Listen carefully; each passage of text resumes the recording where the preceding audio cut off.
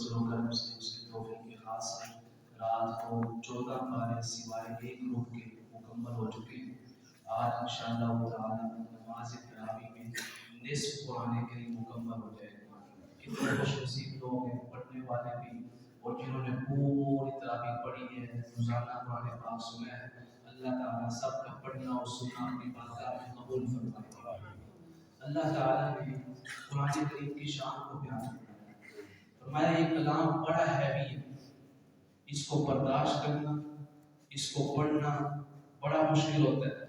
فرمایا فَمَن يَعْلَمْ أَنَّمَا أُنزِلَ إِلَيْكَ مِن رَّبِّكَ الْحَقُّ، جس شخص کے پاس قرآن پاک کا علم ہے، عالم ہے، یا پھر وہ علماء کے پاس بیٹھتا ہے، قرآن پاک کا پیغام سنتا ہے، اس کے مسائل کو سمجھتا ہے، مضامین کو سمجھتا ہے۔ فرمایا کیا تم یہ فیصلہ کرو گے کہ ایک عالم شخص اور ایک عالم کے پاس بیٹھنے والے لوگ یہ اور وہ شخص جو قرآن پاک کبھی سنتا ہی نہیں ہے، قرآن پاک کو سمجھتا ہی نہیں ہے، کبھی اس نے جاننے کی کوشش ہی نہیں کی کہ قرآن پاک کیا بیان کر رہا ہے، فرمایا کیا یہ دونوں برابر ہو سکتے ہیں؟ کبھی برابر نہیں ہو سکتے۔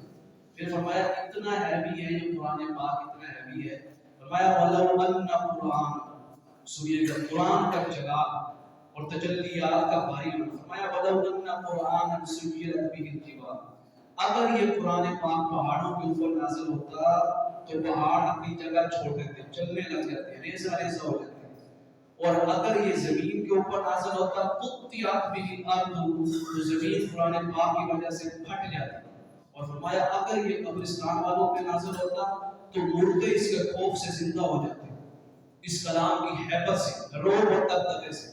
لیکن فرمایا نہ پہاڑ برداشت کر سکے، نہ زمین برداشت کر سکی، نہ ہی قبرستان والے برداشت کر سکے، نہ ہی زمین و آسمان کی کوئی شے برداشت کر سکی قرآن کریم کی انوار و تجلیات کو، قرآن کریم کے پیغام کو، قرآن کریم کے نور کو، قرآن کریم کی روشنی کو۔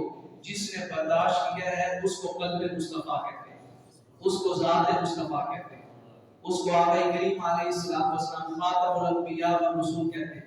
فرمایا جس کو کوئی برداشت نہیں کر سکا، میرے مصطفیٰ کی اتنی شان ہے کہ ہم نے ان کے قلب مبارک پہ یہ کلام نازل کیا تو ان کے قلب مبارک نے اس کی انوار و تجلیات کو اپنے اندر جذب کر لیا، ایسا جذب کیا کہ قرآن پاک کی کتنے اور شعائیں اب قیامت تک جس کو ملتی ہیں وہ اس لیے برداشت کر پا رہا ہے۔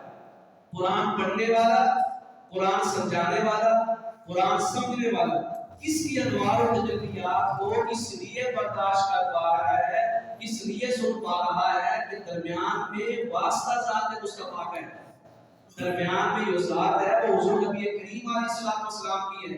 فرمایا جب انوار و تجلیات قرآن کی شعائیں عکس مصطفیٰ سے ہو کے، قلب مصطفیٰ سے منعکس ہو کے دوسروں تک پہنچتی ہیں تو پھر وہ قرآن کریم کو برداشت کر لیتے ہیں۔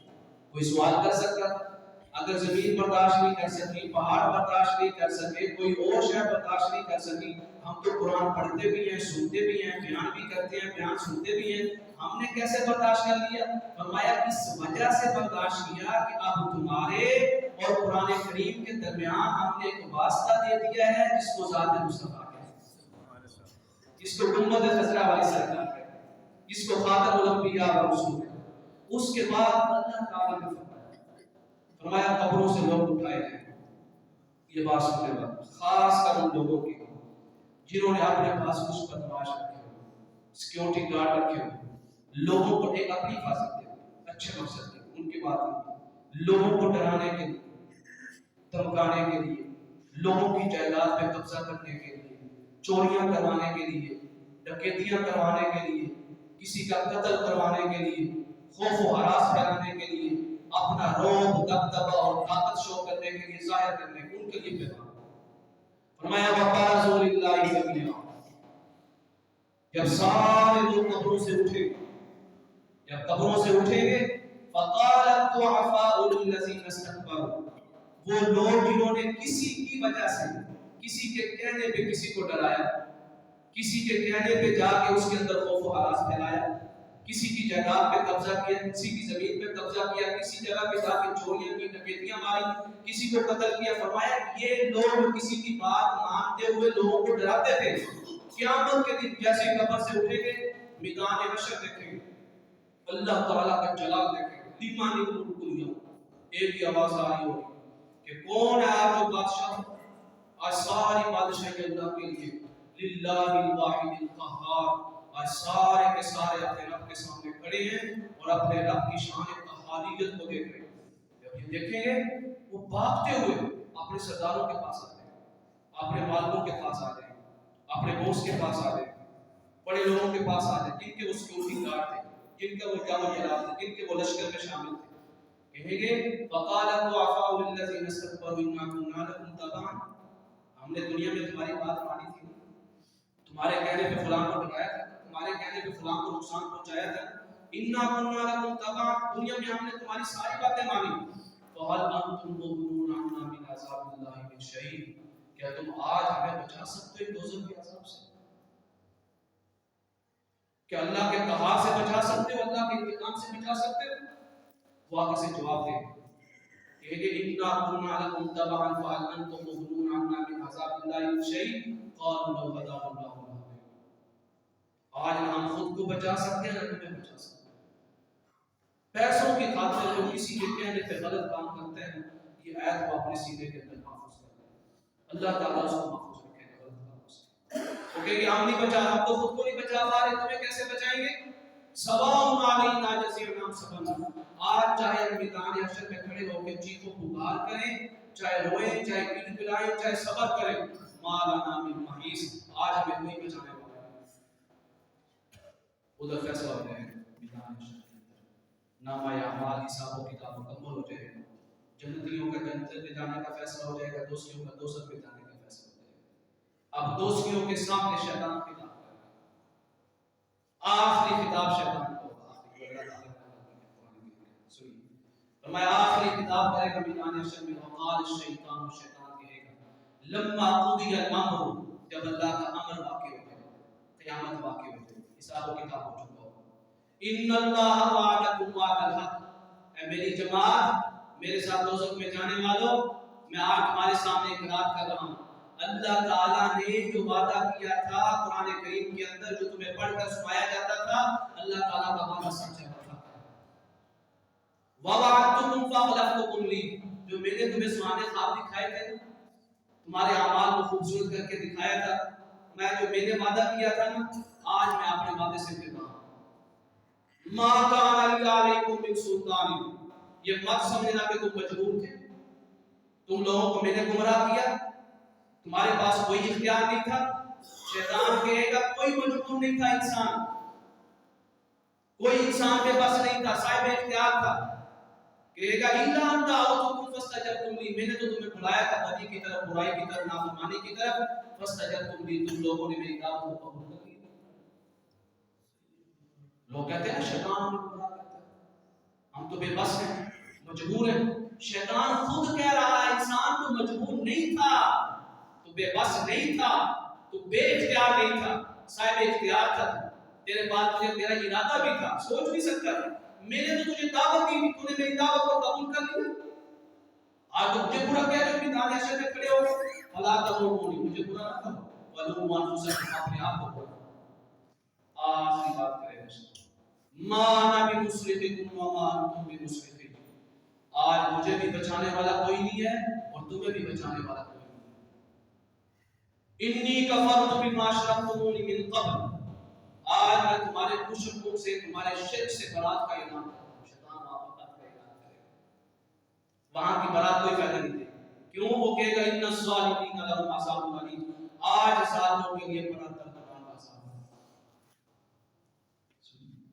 شیطان ہمیں کہہ رہا ہے کہ تم صاحب اختیار، ہم کہتے ہیں کہ ہم بے بس ہیں، ہم شیطان کے بہکاوے میں آ گئے، شیطان کی باتوں پہ آ گئے۔ شیطان کہتا ہے میری باتوں میں تم نہیں آئے ہو، میں نے تو تمہیں بلایا، تم نے میری دعوت کو ایکسپٹ کر لیا، قبول کر لیا، بدی کی طرف آ گئے۔ اس کے بعد سنیے دوستیوں کا حوال، فرمایا ابیر رکوع سورہ، روح کانپ جاتی ہے، انسان کا جسم کانپ جاتا ہے۔ پڑھیے 13ویں پارے کا آخری رکوع جا کے آج، وَلَا تَحْسَبَنَّ اللَّهَ غَافِلًا عَمَّا يَعْمَلُ الظَّالِمُونَ، حبیب آپ یہ گمان نہ کریں کہ اللہ تعالیٰ ان ظالموں سے بے خبر ہے۔ انما یؤخرهم، ہم نے ان کو مہلت دی ہوئی ہے، کب تک؟ یوم تشخص فیہ الابصار، جب آنکھیں عذاب کو دیکھتے ہوئے باہر کو آئیں گی، مہطعین مقنعی رؤوسہم، یہ سارے مجرم اور ظالم لوگ اپنے سروں کو جھکا کے کھڑے ہوں گے، لا یرتد الیہم طرفہم وافئدتہم ہوا، اور ان کا دل ان کے جسموں سے باہر آ رہا ہوگا، جیسے خوف کے مارے، ڈر کے مارے، جیسے دل کی کیفیت ہوتی ہے۔ میں کیا ہوگا؟ وَقَعَ الْمُجْرِمِينَ يَوْمَئِذٍ مُقَرَّنِينَ فِي الْأَصْفَادِ، ابھی آپ دیکھیں کہ مجرموں کو ہم نے دوزخ کی آگ سے بنی ہوئی زنجیریں پہنی ہوئی، سرابیلہم من قطران، ان کا لباس بھی دوزخ کی آگ کا بنا ہوا، وَتَغْشَىٰ وُجُوهَهُمُ النَّارُ، اور ان کے چہرے کے اوپر جو ہم نے غلاف ڈالا ہوگا وہ غلاف بھی دوزخ کی آگ سے بنا ہوگا۔ فرمایا لِيَجْزِيَ اللَّهُ كُلَّ نَفْسٍ مَا كَسَبَتْ، لوگوں سن لو کہ ہر اس شخص کو سزا دی جائے گی جس نے اس دنیا میں اللہ کی نافرمانی کی۔ ان اللہ سریع الحساب، اللہ تعالیٰ کو جلد حساب ہے۔ اس کے بعد واقعہ بیان ہوا اصحاب الحجر، ہجر والوں کا واقعہ۔ یہ ہجر قوم سمود ہے۔ یہ قوم سمود کون ہے؟ جن کی طرف حضرت صالح علیہ السلام کو اللہ تعالیٰ نے نبی بنا کر بھیجا۔ ہجر آج کے دور میں یہ شہر کہاں پہ واقع ہے؟ سعودیہ کے اندر، اس کا نام بھی ہجر ہے، اور وہاں پہ اس قوم کے آثار بھی موجود ہیں، جس کا اوپر لکھا ہوا وہاں پہ مدائن صالح، وہاں پہ لوگ جا کے پکچریں بناتے ہیں، تصویریں بناتے ہیں۔ حضور نبی کریم علیہ السلام کا اس بستی سے گزر ہوا تو آقا کریم علیہ السلام نے فرمایا سارے اپنے سر جھکا لیں، آنکھوں سے آنسو جاری کریں، اگر رونا نہیں جاتا تو رونے والا منہ بنا لیں۔ کیوں؟ یہ وہ بستی ہے جہاں پہ اللہ تعالیٰ کا عذاب نازل ہوا، یہ بڑے ٹاپ کے انجینئر تھے، ان جیسی کنسٹرکشن کوئی نہیں کر سکتا تھا اس دور میں۔ اللہ تعالیٰ نے ان کی کنسٹرکشن کی، ان کی بلڈنگز کی، ان کی انجینئرنگ کی تعریف کی، میں اتنے بڑے انجینئر تھے۔ فرمایا وَثَمُودَ الَّذِينَ جَابُوا الصَّخْرَ بِالْوَادِ، اتنے بڑے بڑے انجینئر تھے اس دور میں۔ آج تو ہیوی مشینری موجود ہے، جدید مشینری موجود ہے، اس ٹائم یہ پہاڑوں کو چیرتے ہوئے، پہاڑوں کے پتھروں کو چیرتے ہوئے اس کے اندر گھر بناتے تھے، پہاڑوں کے اندر۔ فرمایا انہوں نے پہاڑوں کے اندر گھر کیوں بنائے؟ اس وجہ سے کہ ہم بالکل امن اور سکون سے رہ سکیں، کبھی ہمارا گھر گرے ہی نہیں۔ یہ اتنے اعلیٰ انجینئر تھے، جب انہوں نے گھر بنائے تو یہ شرک پرستی کے اندر مبتلا ہو، بتوں کی عبادت کرنے لگے۔ حضرت صالح علیہ السلام کو اللہ تعالیٰ نے ان کی طرف بھیجا۔ حضرت صالح علیہ السلام نے فرمایا وَأَنشَأَكُم مِّنَ الْأَرْضِ، اللہ کے سوا کسی کی عبادت کیوں کرتے ہو؟ وہی تو ہے جس نے تمہیں پیدا کیا۔ وَاسْتَعْمَرَكُمْ فِيهَا، وہی تو ہے جس نے تمہیں اتنی خوبصورت جو ہے بلڈنگ کو کنسٹرکٹ کرنا سکھائی ہے، اتنا ہنر سکھایا ہے، اور فرمایا وَاسْتَعْمَرَكُمْ فِيهَا فَاسْتَغْفِرُوهُ، اسی اللہ کی طرف آ جاؤ، توبہ کر لو۔ اِنَّ رَبِّي قَرِيبٌ مُجِيبٌ، میرا رب جو ہے نا توبہ قبول کرنے والا ہے۔ انہوں نے جملہ بولا ہے آپ کی قوم میں، قالوا یا صالح قد كنت فينا مرجوا، ہم تو پہلے آپ کو اپنا خیر خواہ سمجھتے تھے، بڑا اچھا لگتا ہے، ہمارے قوم کی بہتری کے لیے کام کرے گا، اچھائی کے لیے کام کرے گا، یہ تمہیں کیا ہو گیا ہے؟ تم ہمیں ہمارے گناہوں سے روک رہے ہو کہ ہم ان کی عبادت نہ کریں، ہم ان کا انکار کر دیں، اور جس رب کی طرف تم بلا رہے ہو اس کی طرف آ جائیں۔ کہا ہم آپ کی بات نہیں مانیں گے۔ انہوں نے ایک شرط رکھی کہ ہماری ایک شرط ہے، ہم آپ کی بات نہیں سکتے۔ آپ نے پوچھا وہ کون سی شرط ہے؟ انہوں نے کہا اس قوم نے حضرت صالح علیہ السلام سے کہ جس طرح ہم نے اس پہاڑ کے اندر جو ہے گھر بنائے ہیں پہاڑوں کے اندر، اسی پہاڑ سے آپ جو ہے کوئی اونٹنی نکال کے دکھائیں۔ جب یہ معجزہ مانگا ایمان کے لیے، ہدایت کے لیے، حضرت صالح علیہ السلام نے دعا کی۔ جیسے دعا کی، روایات میں اب تک بڑی ہیبتناک آواز آئی پہاڑ سے۔ جب پہاڑ سے آواز آئی تو اس کے اندر سے فرپا اور روٹی اور تر و تازہ جو اونٹنی ہے اس پہاڑ سے نکلی۔ جب نکلی تو آپ نے فرمایا ھذہ ناقۃ اللہ لکم، اب یہ عام اونٹنی نہیں ہے، یہ اللہ تعالیٰ کی طرف سے بھیجی گئی اونٹنی ہے اور یہ تمہارے لیے آزمائش ہے۔ اللہ تعالیٰ نے فرمایا میرے صالح ان کو فرما دیں کہ آج کے بعد اس قوم کے پاس ایک ہی پانی کا کنواں تھا۔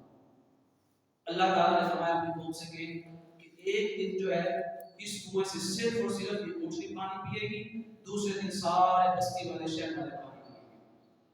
جس دن اس اونٹنی کی باری آتی تھی نا وہ کنویں کا سارا پانی پی لیتے تھے، جتنا کنویں کا پانی ہوتا تھا اس سے بھی زیادہ وہ اونٹنی دودھ دیتی تھی. سارے شہر والوں کے اندر، ساری بستی والوں کے اندر اس اونٹنی کا دودھ تقسیم ہوتا تھا. جب پانی نہیں بچتا تھا پینے کے لیے، حالانکہ ایک دن دیا بھی ہوتا تھا شراب کا لے سکیرا کا لے پانی بھر کے رکھ لیں، انہوں نے کیا کیا؟ انہوں نے اس اونٹنی کو دیکھ کے تو لوگ ایمان کی طرف جا رہے ہیں. آپ کو معلوم ہے کتنے سال آپ لوگوں کو اللہ تعالیٰ کی طرف بلایا؟ 116 سال. 116 سال اللہ تعالیٰ کی توحید کی طرف بلایا. اور کتنے لوگ ایمان لائے؟ 70 لوگ ایمان لائے. 70 لوگ صرف ایمان لائے. جب انہوں نے کہا یہ اونٹنی تو سارا پانی پی جاتی ہے، حالانکہ وہ دودھ سے فائدہ اٹھا رہے تھے، انہوں نے کیا کیا؟ اس کی کانچیں کاٹ دی، اونٹنی مار دی. اونٹنی جب مار دی، اللہ تعالیٰ کی اونٹنی تھی، آزمائش کی نشانی تھی. آپ نے فرمایا تمتعوا فی دارکم ثلاثۃ ایام، 3 دن ہے تمہارے پاس، جو کرنا کرو، موجے کرنی ہے جو کرنا کرو. 3 دن کے بعد کیا ہوگا؟ فرمایا ذالک وعد غیر مکذوب، 3 دن کے بعد اللہ کا عذاب نازل ہوگا. تیسرا دن گزرا، جب صبح اٹھے تو ان 70 لوگوں نے دیکھا کہ ان میں سے کوئی بھی زندہ نہیں تھا، سارے اپنے منہ کے بل اپنے گھروں کے اندر گرے پڑے تھے. فاخذتهم الرجفة فاصبحوا في ديارهم جاثمين، منہ کے بل گرے پڑے تھے. اللہ تعالیٰ نے یہاں پہ فرمایا وَلَقَدْ كَذَّبَ أَصْحَابُ الْحِجْرِ الْمُرْسَلِينَ وَآتَيْنَاهُمْ آيَاتِنَا فَكَانُوا عَنْهَا مُعْرِضِينَ وَكَانُوا يَنْحِتُونَ مِنَ الْجِبَالِ بُيُوتًا آمِنِينَ فَأَخَذَتْهُمُ الصَّيْحَةُ مُصْبِحِينَ. فرمایا فَمَا أَغْنَىٰ عَنْهُم مَّا كَانُوا يَكْسِبُونَ، ان کا مال و دولت، ان کی آل اولاد، پہاڑوں کے اندر بنائے ہوئے گھر، اتنے محفوظ گھر بھی ان کو اللہ کے عذاب سے نہیں بچا سکتے. یہ واقعات کیوں بیان ہوتے ہیں؟ اس وجہ سے تاکہ ان واقعات سے ہم عبرت پکڑیں، نصیحت پکڑیں، کہ کہیں ایسا نہ ہو کہ ہم بھی اللہ تعالیٰ کے فرمان سے، اللہ تعالیٰ کے احکام سے غافل ہو جائیں، کہ ہمارے اوپر بھی اللہ تعالیٰ کا عذاب نازل ہو جائے. اللہ رب العزت ہم سب کو عمل کرنے